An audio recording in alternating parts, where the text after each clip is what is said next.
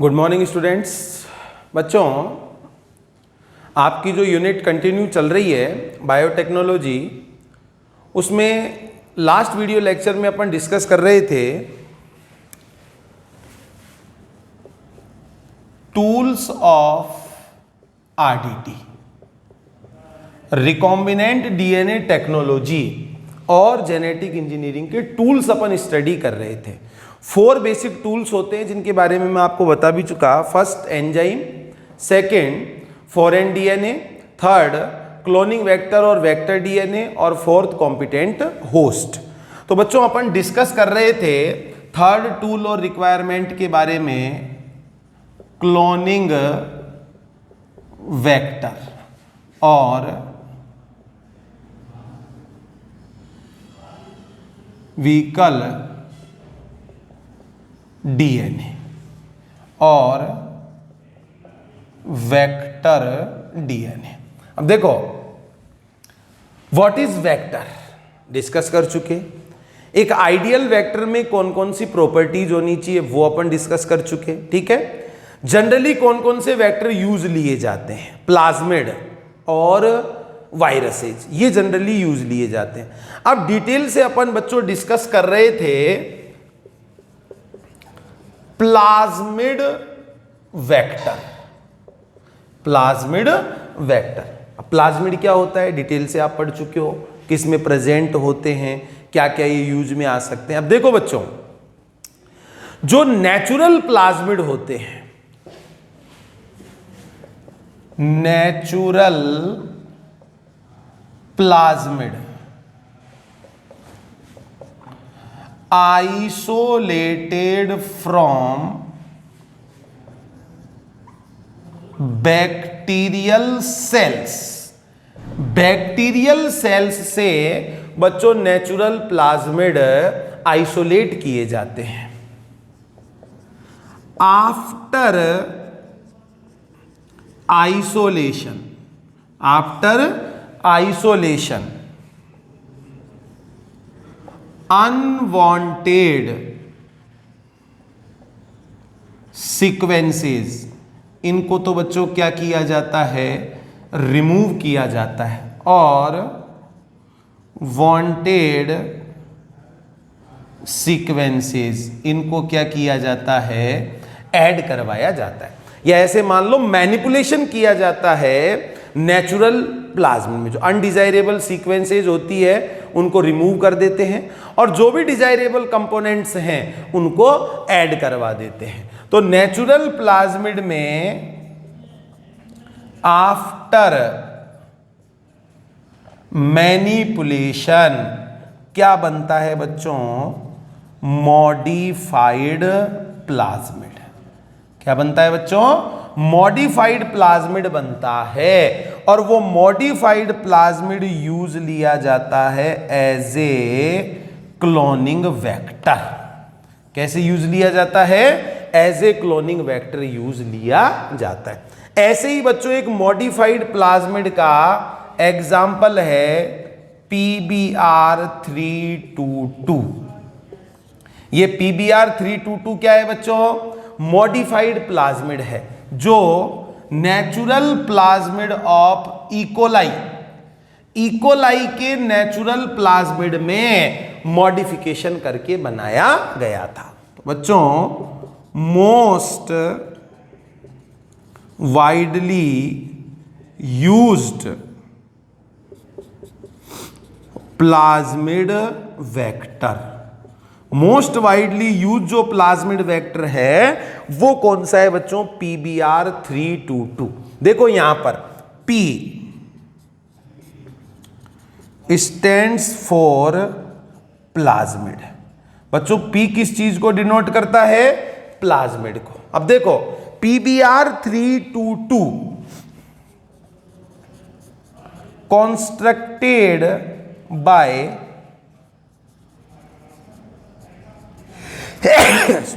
Bolivar and Rodriguez.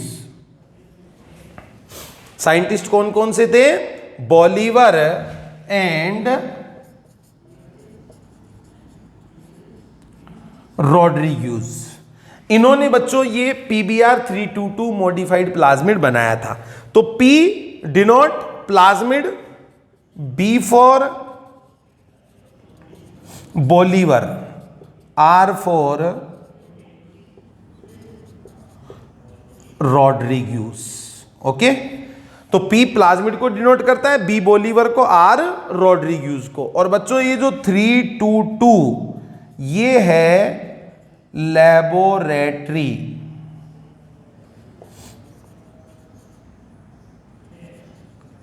Number, laboratory number. Same laboratory में जो दूसरे मॉडिफाइड प्लाज्मिड बनाए जाते हैं उनसे डिस्टिंग्विश करने के लिए मॉडिफाइड प्लाज्मिड को एक पर्टिकुलर नंबर दे दिया जाता है, like PBr325, PBr327, PBr328, PBr345। तो बच्चों ये जो नंबर है 325, 327, 328, 325 ये लैबोरेटरी नंबर है for distinguish other modified plasmid constructed in same laboratory.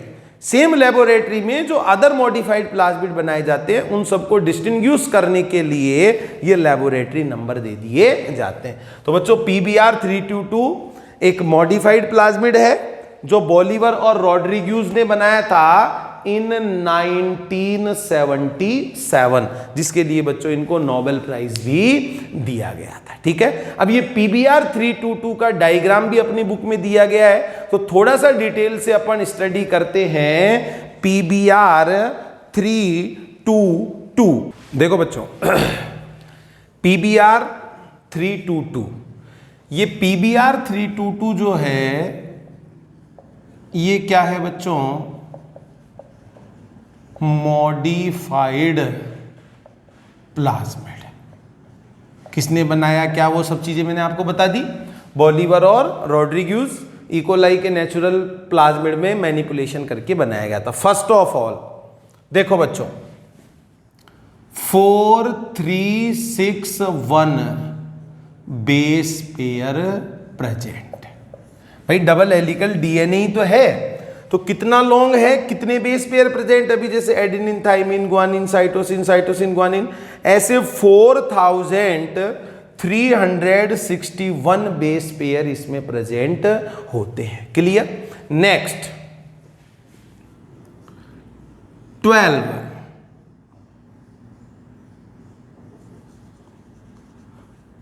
Cloning site और रिकॉग्नाइजेशन साइट इसमें क्या होती है, प्रेजेंट। मतलब 12 डिफरेंट रेस्ट्रिक्शन एंजाइम्स की फंक्शनिंग के लिए, रेस्ट्रिक्शन एंजाइम इसको कट करे उसके लिए बच्चों 12 डिफरेंट एंजाइम्स के लिए क्लोनिंग साइट या रिकॉग्नाइजेशन साइट इसके अंदर प्रेजेंट होती है।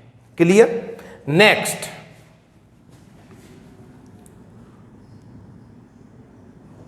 2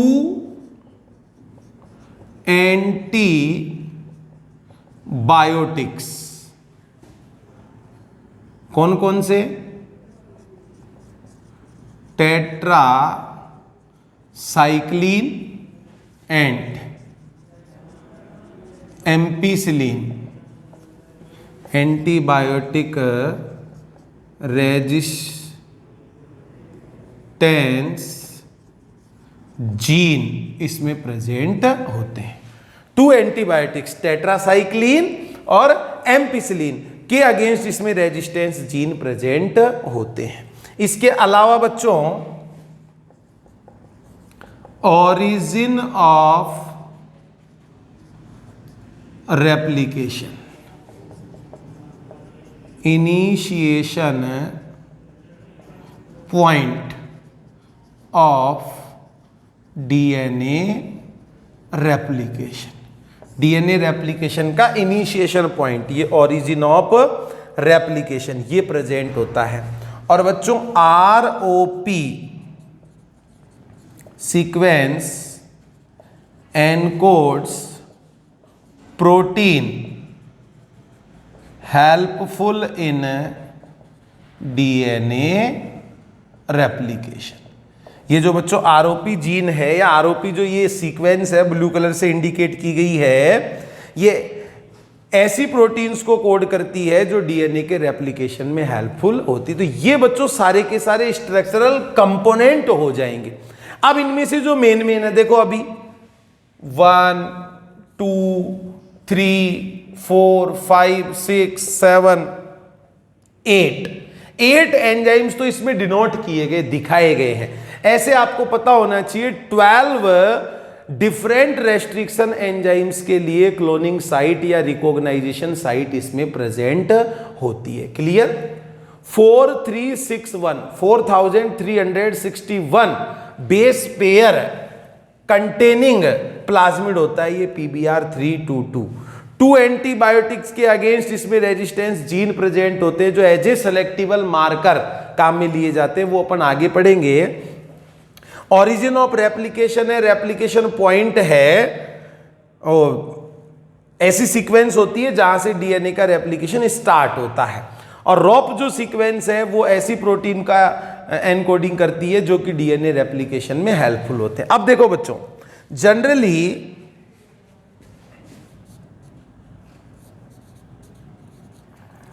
foreign DNA insert between any one antibiotic resistance gene, जो फॉरेन डीएनए है वो इंसर्ट किया जाता है किसी एक एंटीबायोटिक रेजिस्टेंस जीन में। अगर मान लो अपन ने एंजाइम काम में लिया, एंजाइम सपोज कौन से काम में लिए, BAM-H फर्स्ट और SAL फर्स्ट, तब तो वो कहां पर ऐड होगा, टेट्रासाइक्लिन जो रेजिस्टेंस जीन है वहां पर फॉरेन डीएनए सेगमेंट ज्वाइन होगा, ऐड होगा। और अगर मान लो एंजाइम काम में लिए कौन से, PST फर्स्ट और PVU फर्स्ट, तब फॉरेन डीएनए ऐड होगा बच्चों एम्पीसिलिन रेजिस्टेंस जीन में।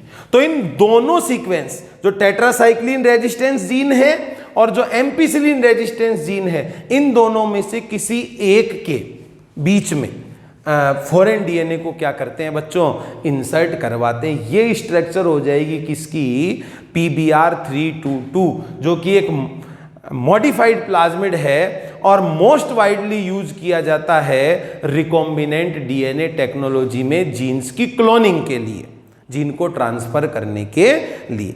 अब देखो बच्चों, कौन कौन से फीचर हैं जो कि रिक्वायर्ड है वेक्टर में क्लोनिंग के लिए, उनको अपन डिटेल से स्टडी करते हैं।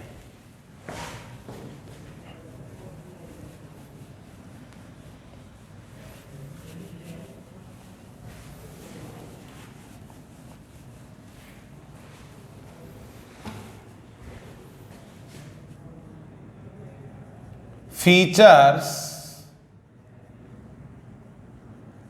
required for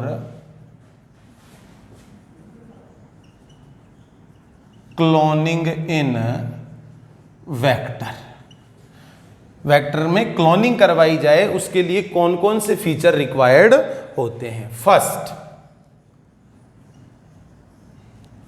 origin of replication. First क्या है बच्चों, ऑरिजिन ऑफ रेप्लिकेशन। ये जैसे आपको रेड कलर से दिख रहा है, ये ऑरिजिन ऑफ रेप्लिकेशन। तो ऑरिजिन ऑफ रेप्लिकेशन को अपन क्या मान सकते हैं, sequence which is act as a initiation point for replication of DNA. DNA के रेप्लिकेशन के लिए as a initiation point act करने वाली जो सीक्वेंस होती है उसको अपन बोलेंगे ऑरिजिन ऑफ रेप्लिकेशन। अब देखो बच्चों, in prokaryotes only one ori present। Prokaryotes में बच्चों एक ही ऑरिजिन ऑफ रेप्लिकेशन प्रेजेंट होता है। इन यूकेरियोट्स मैनी ओरी प्रेजेंट, और यूकेरियोट में कई ऑरिजिन ऑफ रेप्लिकेशन प्रेजेंट होते हैं। अब देखो, इनिशिएशन ऑफ रेप्लिकेशन, भाई अपन से पूछा जाए ऑरिजिन ऑफ रेप्लिकेशन जो सीक्वेंस है इसका रोल क्या है, तो initiation of replication as a initiation point के जैसे काम करता है। तो बच्चों act as a initiation point and also participate in decidation of copy number. भाई डीएनए का रेप्लिकेशन कहां से स्टार्ट होगा उसमें ये हेल्पफुल है, और साथ साथ कितनी कॉपीज बनेगी उसके लिए भी बच्चों ओरिजिन ऑफ रेप्लिकेशन रेस्पॉन्सिबल होता है।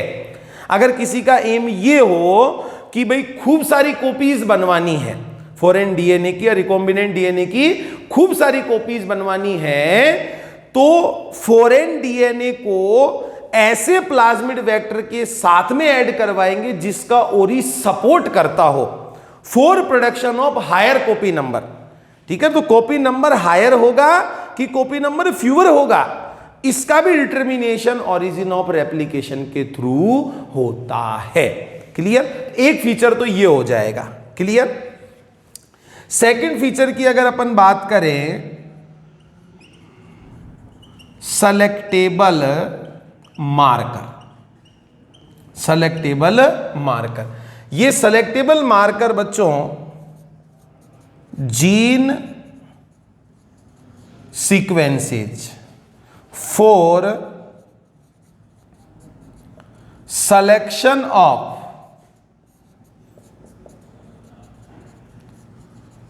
transformants and non-transformants।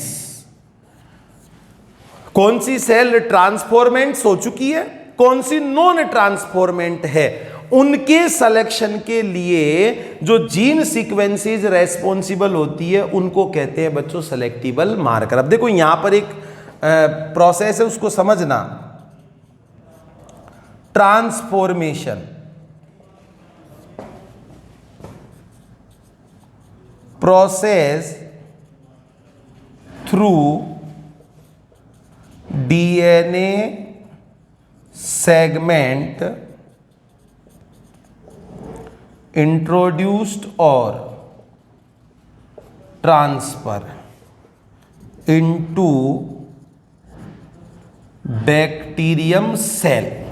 एक ऐसा प्रोसेस जिसके थ्रू डीएनए का सेगमेंट बैक्टीरियल सेल में इंट्रोड्यूस होता है, ट्रांसफर होता है, उस प्रोसेस को कहते हैं ट्रांसफॉर्मेशन। ठीक है, अब अगर मान लो फॉरेन डीएनए सेगमेंट ट्रांसफर हो चुका है किसी बैक्टीरियल सेल में, तो वो मानी जाएगी ट्रांसफॉर्मेंट। ठीक है, अब वही बैक्टीरियल सेल अपने लिए नेसेसरी है जिनमें फॉरेन डीएनए का ट्रांसफर हुआ है, क्योंकि जो भी हमको कोई प्रोडक्ट प्राप्त करना है, कोई सर्विस लेनी है, उसके लिए बच्चों सेल्स का ट्रांसफॉर्मेंट बनना जरूरी। तो सेलेक्टेबल मार्कर का रोल क्या होता है? Selectable marker sequences involve in selection of transformants, transformants को सेलेक्ट करें and encourage the growth of transformants, और ट्रांसफॉर्मेंट्स की ग्रोथ को होने दे, and eliminate the non transformant. जो नॉन ट्रांसफॉर्मेंट्स है जिनमें रिकॉम्बिनेंट डीएनए ट्रांसफर नहीं हुआ है, फॉरेन डीएनए ट्रांसफर नहीं हुआ है, उनको एलिमिनेट करे, उनकी ग्रोथ को इनहिबिट करे। ऐसी जो सीक्वेंसेज होती है उनको कहते हैं बच्चों selectable marker. Mostly antibiotic resistance gene act as a selectable selectable marker. Mostly बच्चों जो एंटीबायोटिक रेजिस्टेंट जीन होती है वो कैसे काम करती है? As a selectable marker. In PBR322 two selectable markers are present. First is tetracycline resistance gene and second is ampicillin resistance gene. Clear? Tetracycline resistance gene जो है वहां पर BAM-H फर्स्ट और SAL फर्स्ट के लिए रिकॉग्नाइजेशन सीक्वेंस होती है, और जो एम्पिसिलिन रेजिस्टेंस जीन है वहां पर PVU फर्स्ट और PST फर्स्ट के लिए रिकॉग्नाइजेशन सीक्वेंस होती है। तो बच्चों ये दो फीचर्स हो गए वेक्टर में जीन्स की क्लोनिंग के लिए जो रिक्वायर्ड है। First origin of replication, second is selectable marker. Next देखते हैं।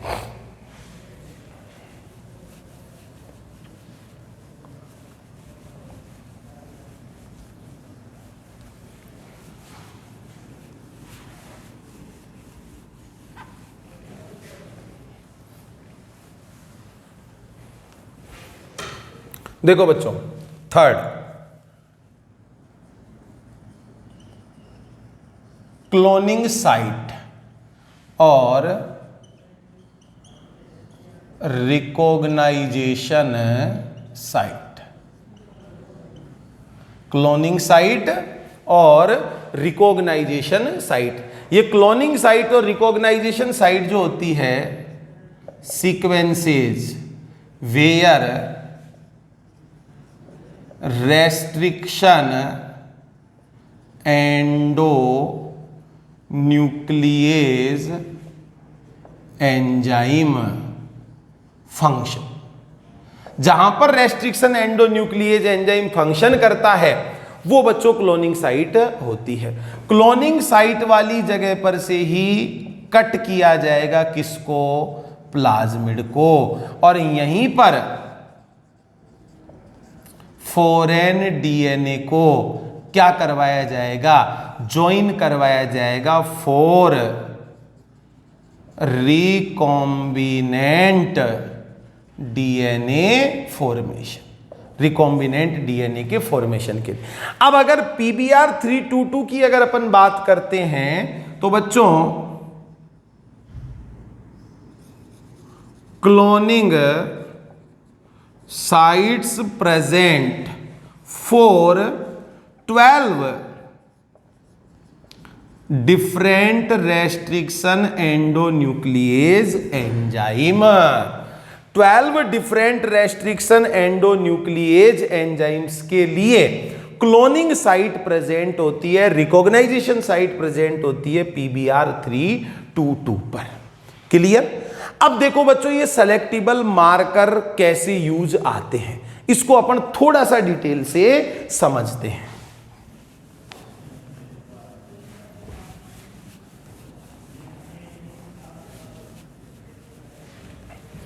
देखो बच्चों कुछ टर्म हैं जिन पर आप ध्यान देंगे।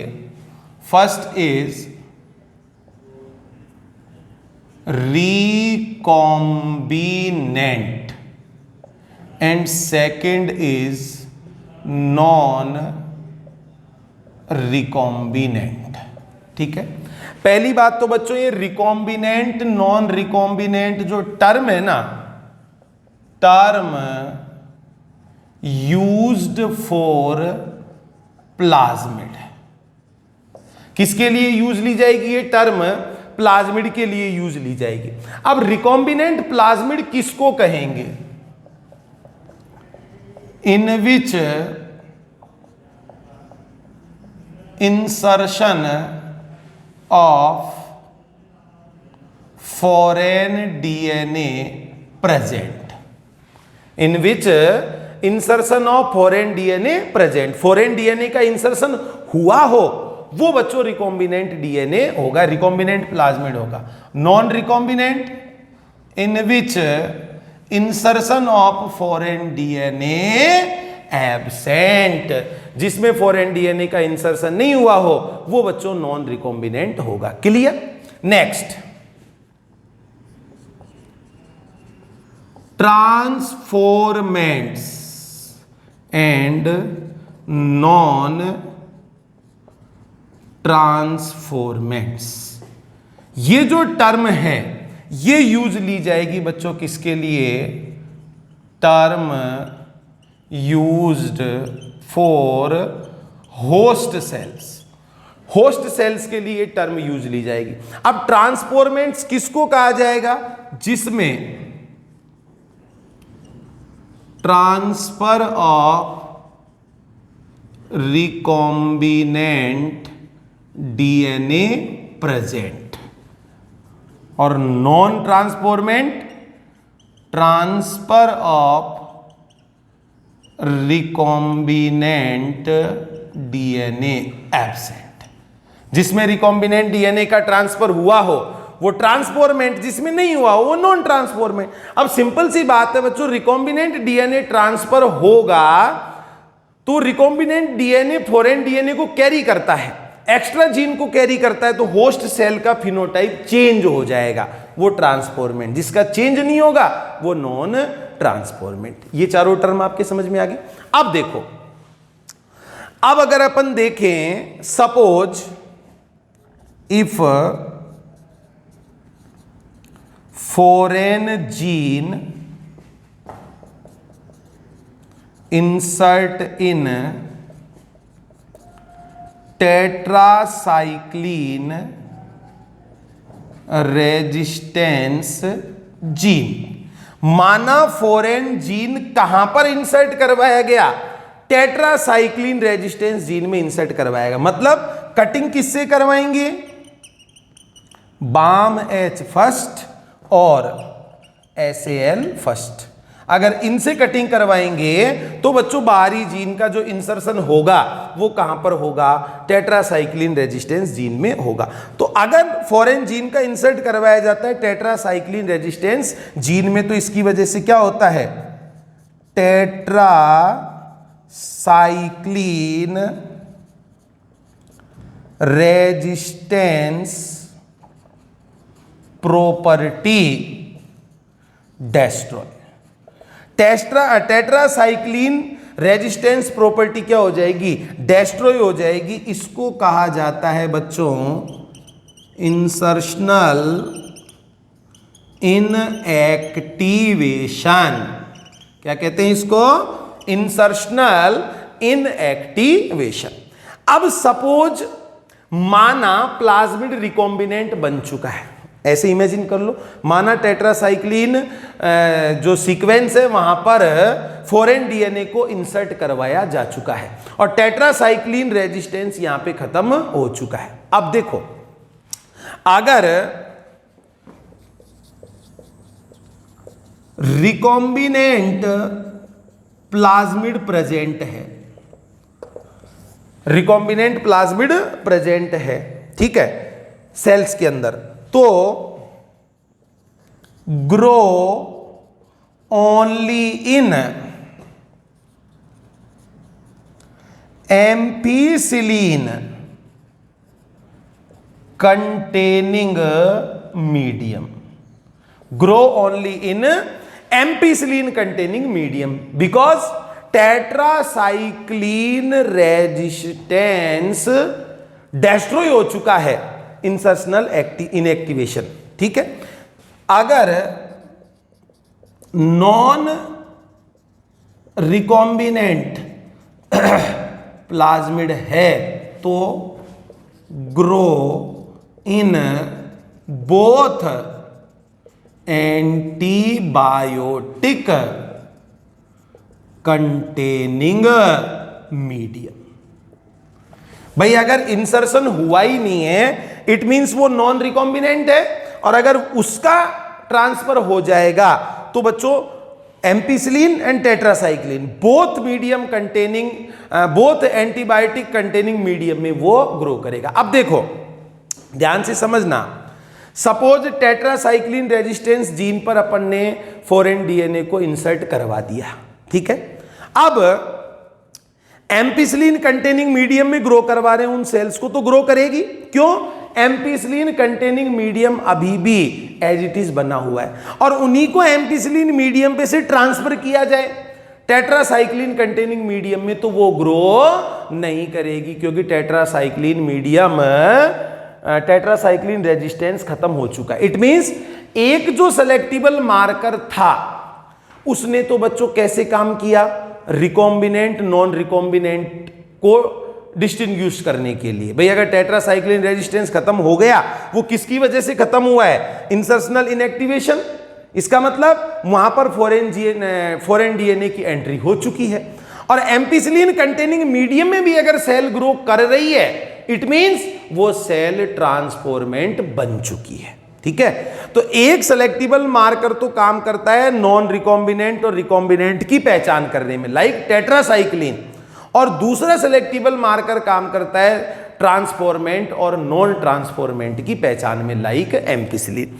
अब बच्चों प्रॉब्लम क्या है, जब ये antibiotic resistance gene as a selectable marker use लेते हैं, तब बच्चों डिफरेंट कल्चर प्लेट में जिनमें डिफरेंट एंटीबायोटिक्स प्रेजेंट हो, उनमें साइमल्टेनियसली प्लेटिंग करनी पड़ती है।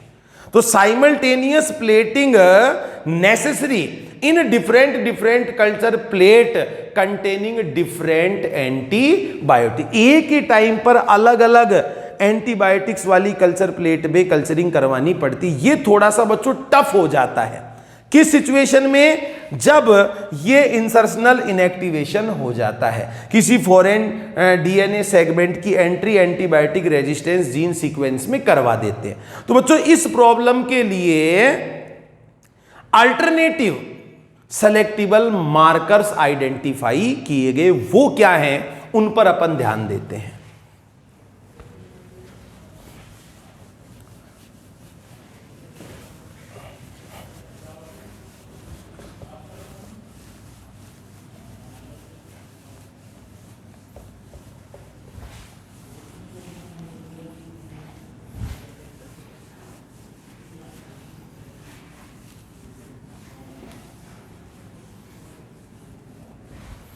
देखो बच्चों,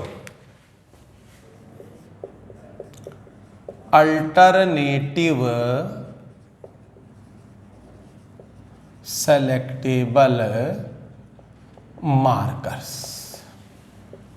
अल्टरनेटिव सेलेक्टेबल मार्कर्स, ध्यान देंगे सीक्वेंसेज होती है produce colour, sequences produce colour, presence in chromogenic substances, chromogenic substances की प्रेजेंस में कलर प्रोड्यूस करने वाली सीक्वेंसेज होती है, जिनको एज ए अल्टरनेटिव सेलेक्टिबल मार्कर के रूप में यूज लिया जाता है ना। अब यहां पर देखो बच्चों, beta galactosidase enzyme, beta galactosidase enzyme. अब इस बीटा गैलेक्टोसाइडेज एंजाइम के लिए रेस्पॉन्सिबल है लैक जेड जीन। क्या रेस्पॉन्सिबल है, लैक जेड जीन। अगर ये लैक जेड जीन क्या होता है, एक्सप्रेस होता है, तो क्या बनता है बच्चों, बीटा गैलेक्टोसाइडेज एंजाइम बनता है, जो कि एक क्रोमोजेनिक सब्सटेंस है। सपोज मान लो ये कोई प्लाज्मिड है,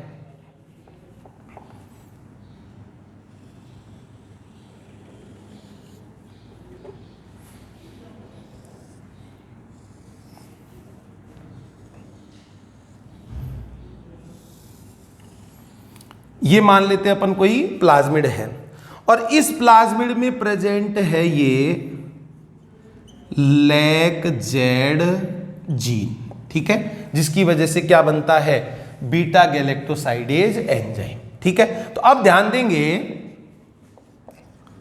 फॉरेन डीएनए का जो इंसर्शन होगा इन दिस सीक्वेंस, इस सीक्वेंस में फॉरेन डीएनए का इंसर्शन करवाते, जैसे वहां पर टेट्रासाइक्लिन और एम्पिसिलिन रेजिस्टेंस जीन थे, उस सीक्वेंस में इंसर्ट करवाते थे, यहां पर बच्चों इस सीक्वेंस में इंसर्ट करवाएंगे। देखो इफ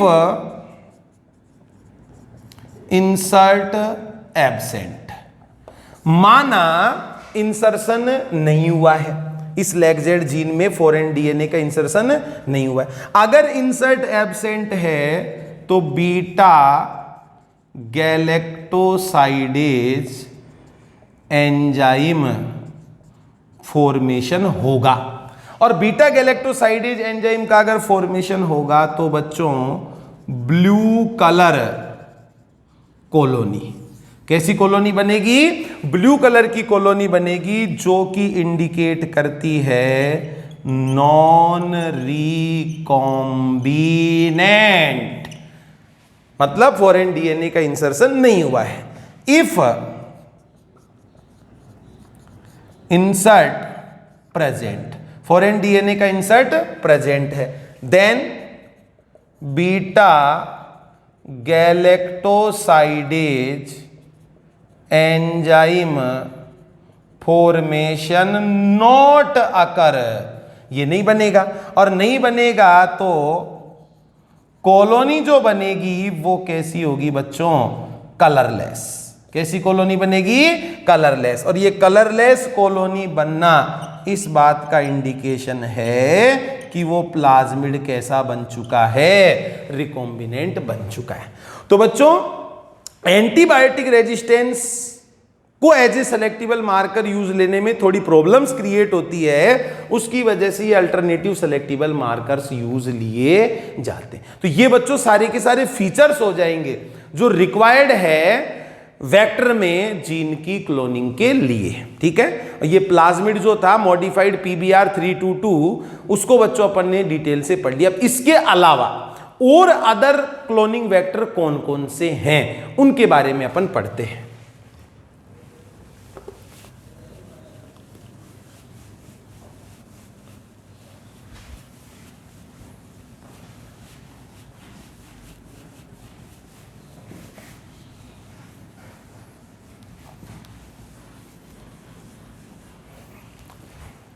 देखो बच्चों, सेकेंड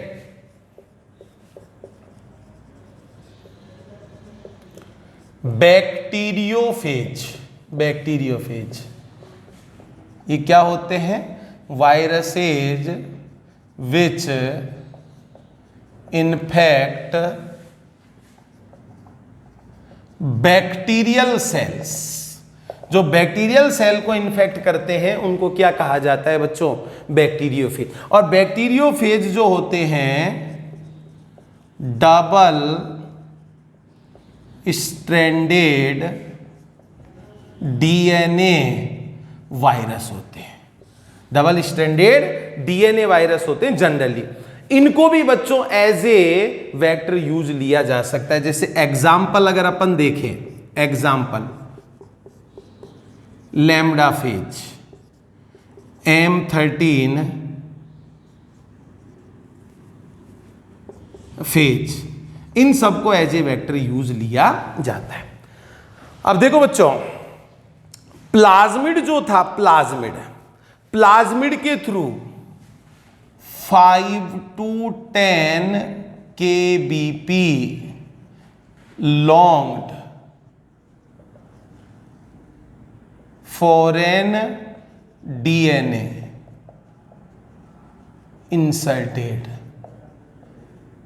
थ्रू प्लाज्मिड। प्लाज्मिड के through 5 to 10 kbp longed foreign DNA को ही इंसर्ट करवाया जा सकता है। अब बच्चों प्लाज्मिड के कंपेयर में बैक्टीरियोफाज मोर सूटेबल क्लोनिंग वेक्टर है। रीजन क्या है? ध्यान देंगे, 20 to 25 kbp sized DNA insert करवाया जा सकता है। ठीक है, और इसके साथ साथ identification of transformants easy during genetic experiments. During genetic experiments, identification of transformants more easy when bacteriophage used as a vector. Clear? ये बच्चों सेकेंड टाइप के हो जाएंगे. नेक्स्ट, अदर क्लोनिंग वेक्टर्स अगर अपन देखें तो वो है बच्चों कॉस्मिड.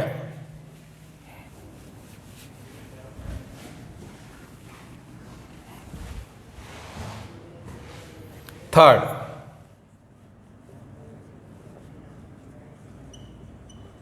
कॉस्मिड. और बच्चों ये कॉस्मिड जो है, ये कॉस्मिड हाइब्रिड वेक्टर है. ठीक है, ध्यान देंगे. लैम्डा फेज एंड प्लाज्मिड दोनों के इंटीग्रेशन से, मतलब इसको इंटीग्रेटेड प्लाज्मिड अपन मान सकते हैं. दोनों के इंटीग्रेशन से ये बनवाया गया है कॉस्मिड. अब देखो यहां पर जो कोस टर्म है, कोस टर्म से मतलब लगाना है कोस साइट ऑफ बैक्टीरियोफेज. और बच्चों मिड, मिड जो ये टर्म है फ्रॉम प्लाज्मिड. और दोनों को मिलाकर क्या बनाया गया है? कॉस्मिड. ठीक है, cosmid having properties of both lambda phase and plasmid. Lambda phase और प्लाज्मिड दोनों की ही बच्चों ये प्रॉपर्टी रखता है. लाइक अब देखो प्लाज्मिड की प्रॉपर्टी तो यहां पर क्या होगी?